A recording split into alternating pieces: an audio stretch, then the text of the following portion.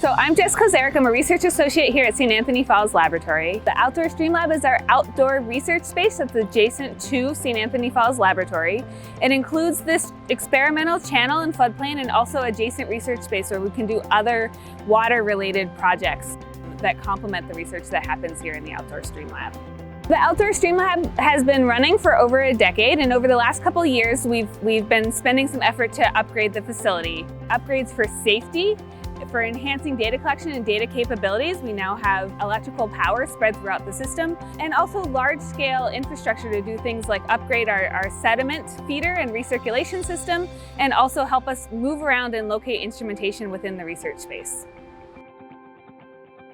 We were able to install new sensors, fresh new sensors, ran a lot of new wiring, and we started with just adding Wi-Fi out here, which was a major improvement.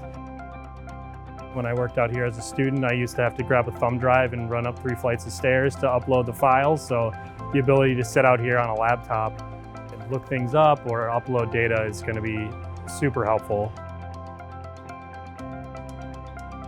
We also installed a data display in a critical location where we can adjust flow rate. The backbone of the data logging system is flow rate and temperature measurements. We also record automatically the sediment feed rate from the sed feeder.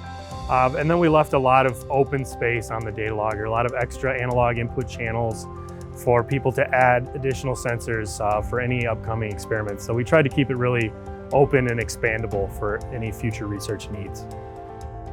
Natural rivers carry not only water, but also sediment. And so for the outdoor StreamLab, in order to be able to do experiments on things like erosion and sedimentation, we need to be able to not only control the amount of water that moves through the system, but also the amount of sediment. So one of the major upgrades that we did is upgrading our sediment feeder so that we have control over the amount of sediment that moves into the stream, but also our recirculation system. So we've automated that system so that sediment that moves through the stream is captured at the downstream end and is recirculated back up to the top.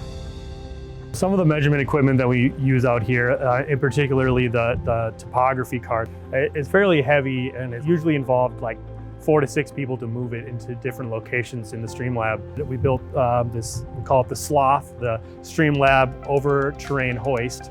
And it travels up and down the entire length of the StreamLab and allows us to lift things up to 500 pounds and move them anywhere within the stream bed.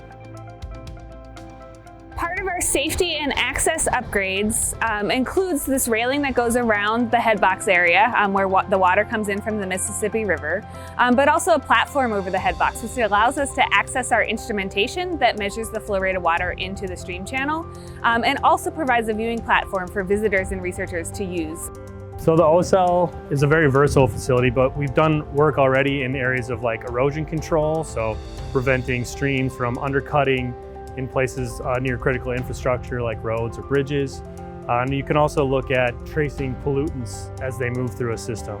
Often we've done it with tracer dyes or things like that where we put it in the head box and then monitor as it moves through the system. We can look at how it moves through both the stream and the groundwater in the area. So the outdoor StreamLab can also be used as a training facility. It's a good place to incorporate undergraduate students in particular into the research process, where they can get their hands on the different techniques and methods that are used in stream science. I've seen this out here a lot. People show up and think, oh, I'm going to do research. I'm going to wear a lab coat and sit at a computer and collect data and write papers. And I think there's no substitute to getting out, getting your hands dirty. Seeing that research is a lot of hard work, and really getting to see how what you're studying interacts with the environment. I think there's no substitute for that.